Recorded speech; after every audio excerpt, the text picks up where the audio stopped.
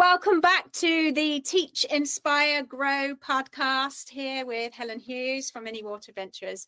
Today, I am joined by the amazing Vicki Gill, who is the head of PE at an international school in Thailand. Woohoo!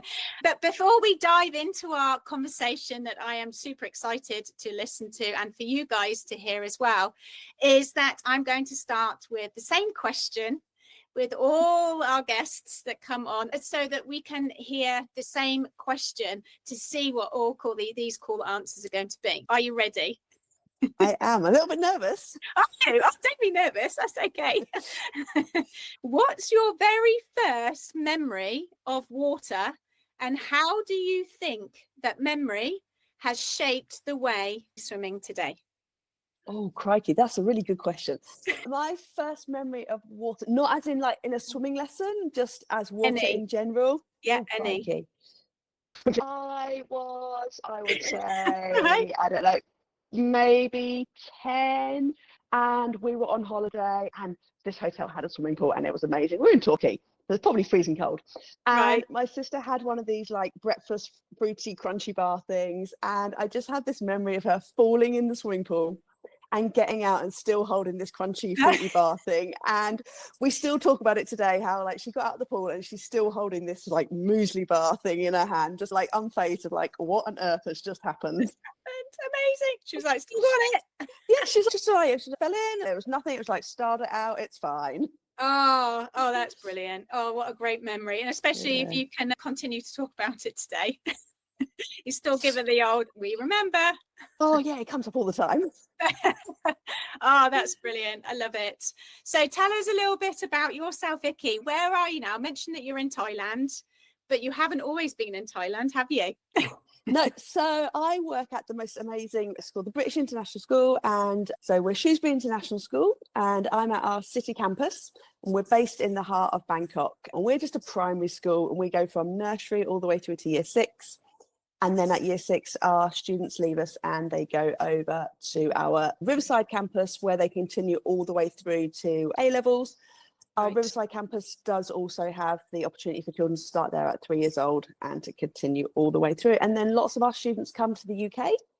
Lots of them go off to America. Lots of them go off to Australia. So that's me. This is my 16th academic year here. Was only ever expecting to do 18 months, and just absolutely fell in love with Bangkok, with Thailand, and it's the job of dreams. So my original posting here was as aquatics director. Okay. And it's everything that I'd ever wanted. Like, you'd be at home in England and you'd be teaching your swimming lessons from 4 till 6, Monday through Friday, 8 till 12 on a Saturday, and you're just like, oh, if only I could just do this as a full-time job. Yes. And at that point, it just didn't exist. It was, swimming lessons were term time only, so, maybe 8 to 12 weeks as a term. And then you had half terms, you had summer holidays off. That whole concept of swimming lessons on a direct debit wasn't there. So yeah, it was just like, oh, if only I could do this forever. I got a little bit of that in England. Like, how did I get to where I am now? I think I started like most of us do. I was a lifeguard. Mm-hmm. And I'm going to really age myself now, because you got £2.80 an hour. Woo! Yes. I left a job working at the Body Shop for £3.50 an hour because I just wanted to go and work in this leisure centre. It just looked like, I was never a swimmer, never been a competitive swimmer, and I just thought this was going to be so much fun. Yeah.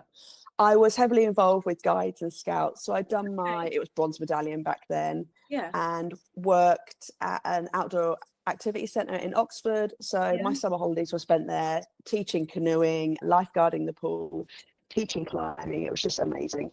So got this job at a leisure centre, worked throughout my A-levels, worked in the mornings, did reception, did swimming lessons after school, and then, as we all do, went off to university, studied sports science, and was coaching for the City Elite Swimming Club. Okay. And got this, I'd been, I think by the time I graduated, I'd been a MPLQ trainer assessor for 2 years. Okay. And I'd qualified as, back then it was ASA, Amateur Swimming Association, and we had assistant swimming teachers, level 2 swimming teachers, and he could do all the different disciplines. And I'd been a tutor for about a year, 2 years by that point. Right. So graduated from Leeds University and got this most amazing job at Leeds Metro. It was Leeds Metropolitan University then. And I taught on their Okay. PGCE courses. I taught on their BEd, I think it's called like BEd PE, then another BEd course. And I taught all of their aquatics units. So I was teaching people to be PE teachers Yeah. and giving them all of this aquatics knowledge. And at that point, I realised when you do your PGCE, you get 6 to 12 weeks of swimming, and that's it. And then we've got these teachers going out there and teaching swimming, and like with this really short window of knowledge. I was Yeah. like, oh, want to do something about this. Snippet. I was super lucky and I got a job working as swimming development officer. I did that down in Dorset, and I also worked for a company called Aquaterra in London, and we managed the programme in central London and in Bath. And then one day, I probably shouldn't say this, I was having a bad day at work, looking through jobs because I was on the website. I was doing some research in Bangkok. Sent off my CV. It was like 2 days before October half term. And we landed here on December the 28th in 2010. Wow. And you've never looked back. Yeah. Wow. What an amazing journey then, from being the lifeguard to then teaching on courses and then flying out to a different country. And that's brave in itself as well. I always said if it doesn't work, we can go home. Right. It's like, if we don't go, we'll never know. And we'll all, like, every time we have a bad day in the UK, be like, oh man, if only we'd gone to Bangkok. And so we're like, let's go. It's 18 months. Let's go and see if we like it. If we don't like it, we can go back home. If not. Yeah.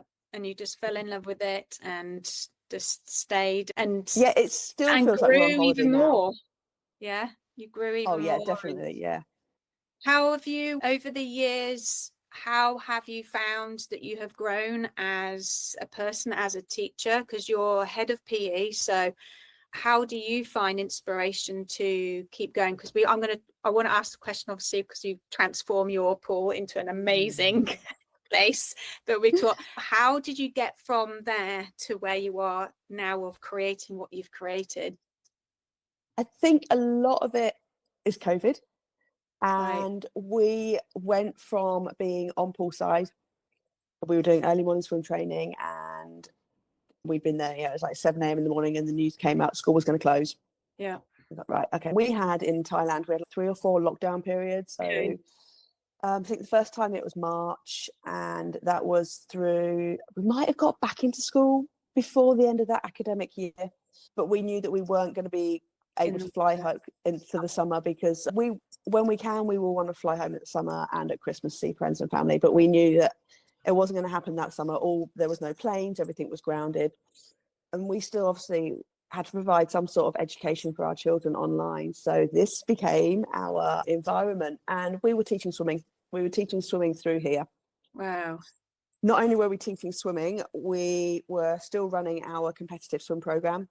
And we still had EY1 on Zoom, and it was like, but we've got to make this exciting. We've got to make it entertaining for them. So we suddenly started to do all these stories through Zoom, where the children would then be showing us the actions, and we'd be doing things, and suddenly we'd be pencils, or it's taking me right back. We'd be doing stars, and they'd be getting down on the bottom of in their rooms, and they'd be showing us their mushroom floats and things. And then as a team, we had to find something that was going to be creative and engage these children, because otherwise they didn't turn up, because we were asking them to turn up and turn their computers on, or you just got a blank screen. Yeah.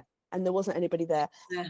And at that point, I was also a sixth form tutor. So they were even harder to engage and try and get them on the screen. So yeah, it really came from that. A little bit beforehand, the summer before, it was World Book Day, and we're like, we really want to do something on poolside. And so it started from there. We bought oh crikey, we're going on a bear hunt to poolside. Brilliant. But I'm a lover of sharing and of talking, and this like collaboration, and like what people put out on social media, so people's LinkedIn and people's ex Twitter. Yeah. It gives you that inspiration, doesn't it? Like, I've seen somebody else do it, or I really like that idea, and now let's change it and let's do this in our context. Yeah, absolutely. Yeah. So we're all burning to hear. How do you transform your swimming lessons? So we learned that when we were doing we call them swim galas, swim meets, our inter-house events. So we had children who weren't coming to school to that day. And that absolutely broke my heart, that there are children who don't want to go to school because it's their swim gala. So we turned our year 1 and year 2 swim gala into, in class they were doing fairy tales. So we turned poolside into a fairy tale castle. And we got, it must be like a 50-meter roll of corrugated cardboard, and we wrapped it around poolside, and we cut out these little fortresses, and we cut these little holes out, and we used the barriers to stand it up so that the parents couldn't get too close. The parents were behind the castle. Yeah. In our sports hall, we had a big Rapunzel cardboard cutout, and she had golden hair that came down around the pillars. Wow. And then we had different activities in the different pools, and it was real super basic activities. And we tied a noodle into a knot, they hold on to it with 2 hands, and they just swim across the pool, and we did races like that. Or it might be that they took the sinking rings over, and we just made it with stories. Princess and the Pea, and you have to go and find the golden toy, and there'd be toys in the bottom of the pool, so they were going down and picking it up. And they just, the response when they came to poolside, and just this, oh wow. Yeah. And for about 2 weeks beforehand, anytime something was delivered in a cardboard box at school, we were like, can we have that box? Can we have that box? And we swirled them all away, and we just painted like black mortar all over it. So there was like these big bricks, and we built this big entrance, and nobody knew it was happening apart from our swim team.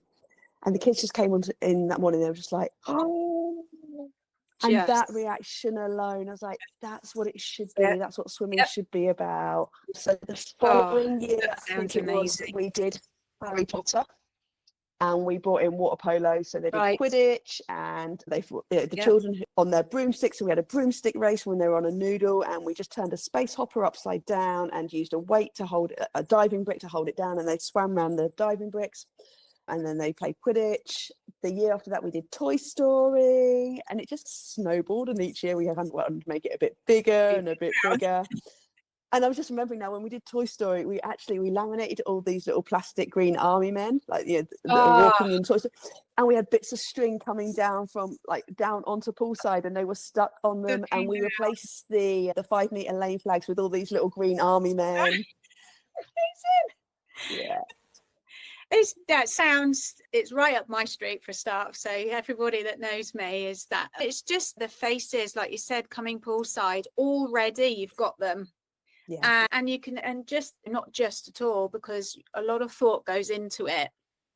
And what I like as well, that when we were talking, is that you also combine it with what they're doing in the classroom as well, don't you? Because is it Waldorf, or is it Reggio Emilia? What school are you? We're inspired? Reggio inspired, yeah. Yeah, that's very much stories. They love, that's part of it, isn't it? Of the stories. But even children, that's their language. If we can bring, like you do in the water, and bringing it all together from what their life is about, from what they're doing in school, but what they're doing at home, but now you're doing it in the water as well, and their imagination and your imagination as well. It, once you start doing it, you just think, don't you, oh, we could do that. And I don't know if you find it, but once you're in the water as well, it almost like inspires you for, oh, I've got another idea, and you tend to implement it when you're in the flow as well. Do you find that? And then you're almost like jotting down what I did in the water, ready for next time. And the children have the most amazing ideas, and if you are brave enough just to let them lead it, they come up with, you're like, oh yeah, what could this be? Or we're going to be a rocket, we're going to go to the moon, and what can we do? And just the things that they come up with is just phenomenal. So just be brave and just let them lead it. And that's one thing, is I think having that confidence, isn't it, to say, actually, I'm going to take a step back in my lessons and let them take a little bit of the rein, because it sounds like you're very much child driven, and what they are seeking, you meet with them, rather than saying, no, this is what you have to do because I'm telling you what to do. You're creating this magical wonderland for them. That, do you find that they learn quicker and better from this sort of style? Oh, crikey, I don't really know. I would certainly want that it's a positive experience for those children. I, being a lifeguard, having sat on poolside and watched many swimming lessons, and it just broke my heart when I used to have the Tuesday afternoon slot. So I used to have from 4 o'clock till 8 o'clock. That was my lifeguarding shift throughout my A levels, and I used to watch these swimming lessons, and the children were sitting on the side, and they were cold, and I used to refer to it as sheep dipping, because they would get in and then would swim across, and they'd get out and they'd walk back around and they'd get back in again. And I think, like, you've done 3 widths in half an hour, and like, you just look like you're cold. And if you're cold, you're not enjoying it. And if you're fun and you're moving, like, we all know that children, sitting still is hard for them. So why, I can't even sit still here now. Right. So why are we asking a 5-year-old to sit still in an environment that's cold and uncomfortable and probably sounds really bizarre acoustically for them? As long as they're safe, let's let them lead it. If they're under the water, there's a reason why they're under the water, and let's explore that. So we'll go down there and we'll see the fishes, and can you see the pink fishes? And apparently this morning my pool was full of pink fishes. Didn't realise that. I like that. I like pink. Can you see the fishes, and what colour are they? And apparently, today they were pink. But just let them, like, enjoy it and explore it, because that, what they're getting from that sensory silence is what they're needing at that moment right now. Just as long as they're safe. That's the biggest thing. That's it. And it's reading, isn't it, of what their needs are in that particular moment. Because working with children, you could have, even just in the time that you're with them, it's a whole roller coaster, isn't it, of emotions and feelings and what they're wanting to get from that particular time. And then it depends on what skills that you're working on, because some may be full out of wanting to do one, but then draw back on another, and it's just then meeting them there. Do you find using the materials of transforming them into what you're saying about the broomsticks and things, that they can relate to it and they get engrossed in what they're doing more? Oh, definitely. Like, who doesn't want to fly on a broomstick? Who doesn't want to sit on this seahorse and jump across the pool? I think noodles are quite possibly the best invention that there ever has been. Like, you can tie them into knots, can't you? You can join them together, and then it just takes one tiny bit of imagination. I had a most amazing tutor on my level 2 course, and I still use it today. And it's probably the best thing she ever taught me, is just the standard sinking ring. Right. Get the noodle, put it around the child, and just put the 2 ends through a sinking ring and tie it to them. Like, it gave them, it's like the early edition of the swim fin, I guess. It gives them those arms and legs and that freedom to be able to move. And you turn it around and you have the long bit in front when you're on your back, and put it behind you on your front.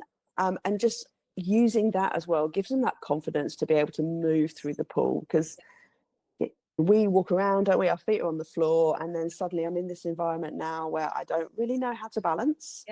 And I don't really know which way is up, and if I lean forward I feel like I'm going to fall over. So let's just give them something that's going to give them a little bit of security. And we all like a hug, so just having that noodle around us just makes you feel that little bit more secure.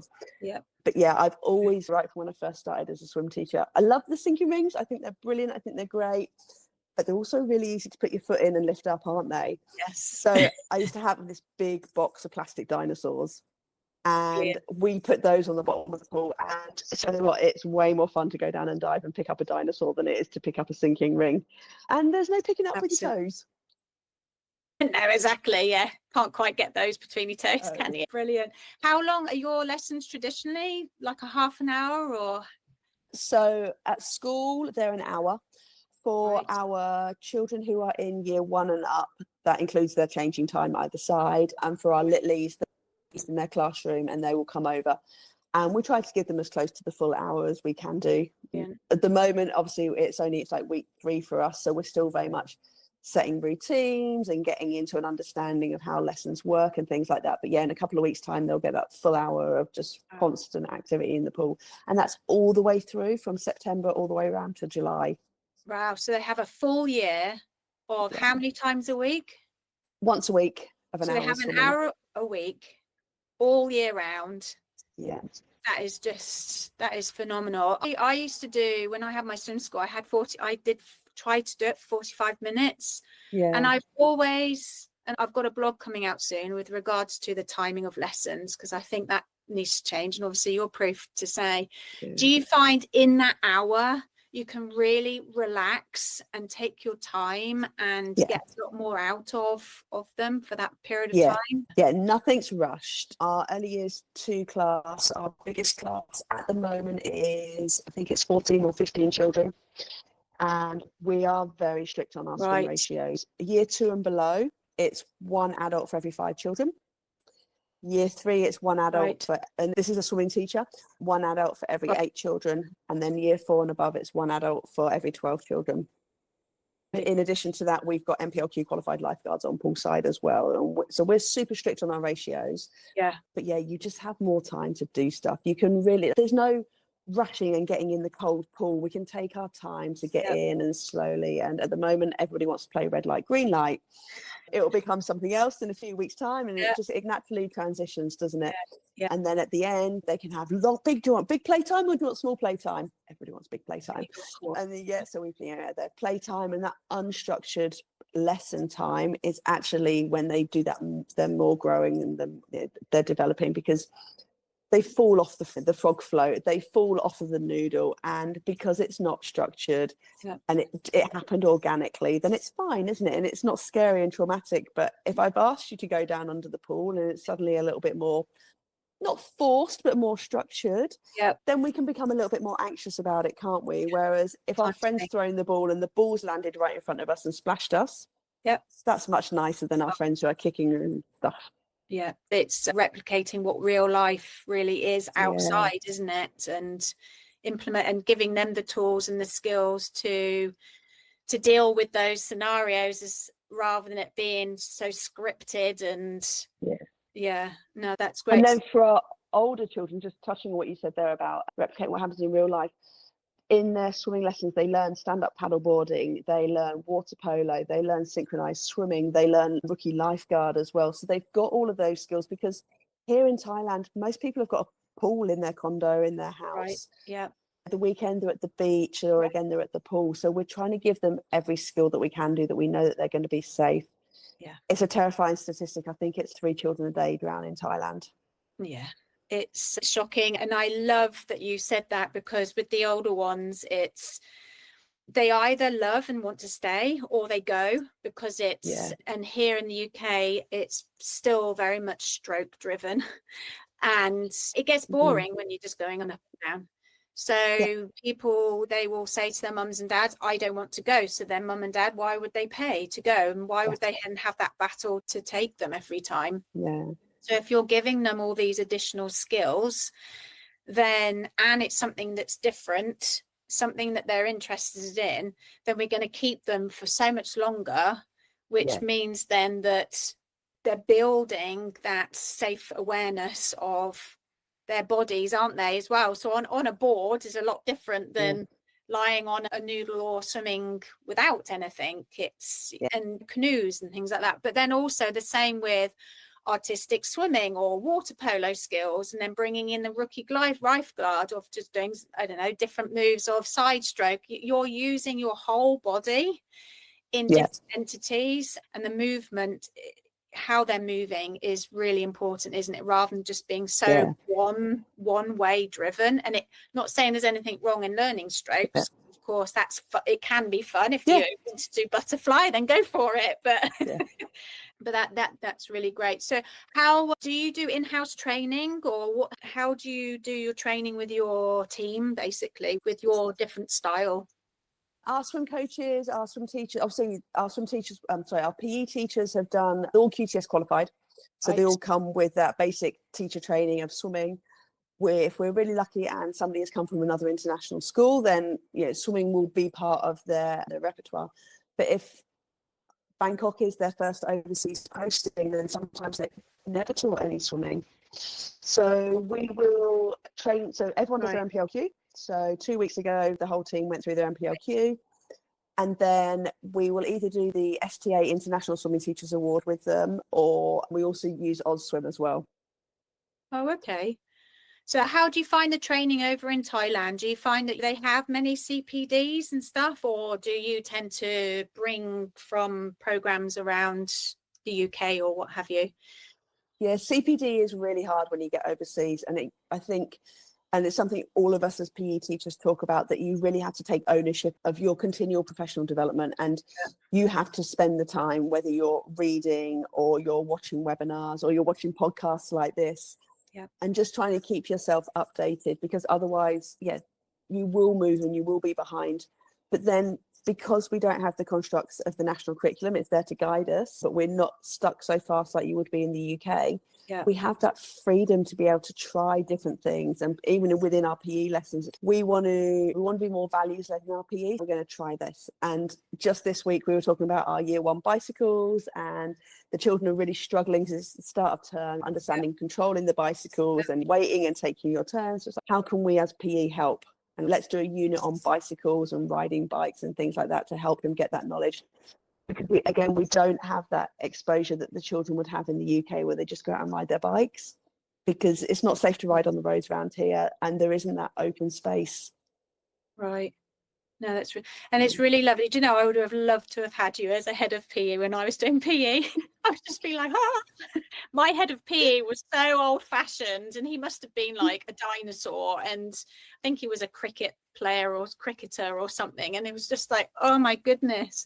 It was like hitting your head against a brick wall, because you're just like, come on, there's more to it than just drill and skill, and you're giving them a life skill. And that's what I've always thought about sport in general. I've always been into sport, swimmer, runner, and you just think what it taught you as an individual, and I still have it to this day, is the perseverance. You don't give up. You literally, especially with swimming, you can't really stop before the end, so you have to drive in and you keep going. And I think that stayed with me. And you're giving that to your children. So I thank you for doing that, because there's not many in your level that will embrace that. And I think that's really lovely and magical. So thank you for doing that. And thank you. Yeah. And it really, and you probably won't hear it. So I do want to say thank you. And for your team, and to have the amazing team that you have that bring the ideas with, and you work together, I think it's really lovely. And I bet those children will remember their time at school, probably because of you. Those memories will always stick. Maybe if somebody will ask them on a podcast, what were your early memories of swimming or water, that will come up with the Gruffalo and Toy Story and all the wonderful. Are you on count of how many stories that you've done so far? I haven't, but every time so my mum's she loves a car boot, and so every time I go home in the summer, she'll be like, Vic, I bought you all these books, and I'll be like, great. And then we'll go through them and how can we make this into a story, or how can we make this into a PE lesson? And again, I just think one of my favorite ones was when we did Aliens Love Underpants, because we had all these like underpants just all around full side on this great big, but they were all laminated. They were laminated pictures, but it was just so much fun. No. Have you done Zog yet? No, I haven't actually. Oh, that's a good one. But I have done Room on the Broom. Oh yeah, Room on the Broom is good. And what the other ones I've done is the Bucket Full of Dinosaurs, which is good, with Harry. Harry, and then What the Ladybird Heard. Have you done that one, farm theme? No.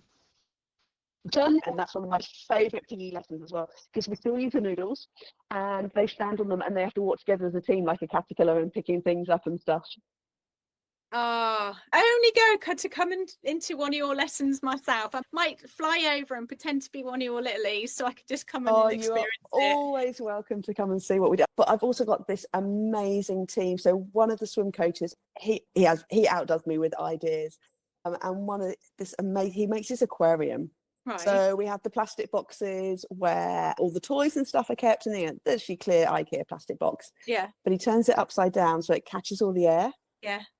And then he'll get all the plastic fishes and things and then feed them under so they get sucked up. And it just becomes this little aquarium. But it's under the water with this huge, great big air void. And look at and the kids, they absolutely love it. And the children who don't want to put their faces in the water, they're suddenly, because it's an aquarium, they want to go down and put all these little things up. Yeah. See, it's little things like that just again, thinking outside the box, or rather than just asking the child, right, you're going to be putting your face down in, or exactly what you were saying earlier, is that they're already thinking about, oh no, I don't want to do that. But then if you create this sort of environment for them, that they will just naturally be intrigued, like their natural instinct will come out, and the fact that, oh, I actually do want to see that, so I'm going to try and I'm going to cover up now the fact that I'm nervous, because actually deep down I'm probably not nervous, but because you've asked me to do these things, I don't really want to do it. Oh no, that's amazing. I could talk to you all day about this. Definitely. As we come to an end for our conversation this time, I want to leave our listeners with another question, if that's okay. So one final thought. So here we go, on the spot again. We often talk about what we teach swimmers, but what's something a swimmer has taught you that you've never forgotten? Something a swimmer's taught me that I've never forgotten. It's not a swimmer. Okay. She was in my PE lesson. Yeah. And, she said to me, I don't know, like, my face gives my game away completely. And you don't play poker then? Crikey, no, my face will tell you anything. And I don't know what had happened, anything, and she just went, Miss Vicky, don't frown, it'll give you wrinkles. And at that point I just thought, Vicky, you need to smile more. And stop taking things so seriously. Yeah, exactly. Yeah. And she's the most gorgeous girl. And the other day I had some just smart trousers. I didn't have my shorts on for school. And she's like, you're going to be cool. Oh, it's all these little gems, isn't it? All these little gems. Yeah. And they say it so innocently as well, don't they? They have no idea. Yep. No. Oh, that's amazing.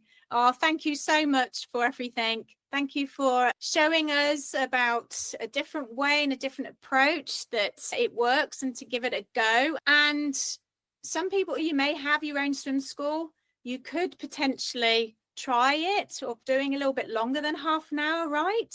Maybe. Oh, definitely. When I think back now to the half an hour lessons that I used to teach, when it was very much 2:30, 3, get in, get out, in, get out. And it wasn't even half an hour. It's probably 25 minutes, because you were so programmed to that lesson had to finish on the half an hour. The next one had to begin. Yeah. I don't even know how I delivered any form of curriculum. No. Was it fun for the children in any way? Probably not, because it was just like, I've got to tick all these boxes. We've got to get through all of this. Yeah, we tried to make it fun and building in these whole stories, because this has built my journey up. But if you ever have that opportunity, please give the children the longest amount of time in the water you can do. Yeah, absolutely. Yeah. Oh, yeah. Thank you so much. I look forward to our next conversation to see what other books that you've been doing. Definitely, for sure. Oh, thank you so much, Vicky. I really appreciate it. Thank you. It's been wonderful. Thank you for having me on. Thank you.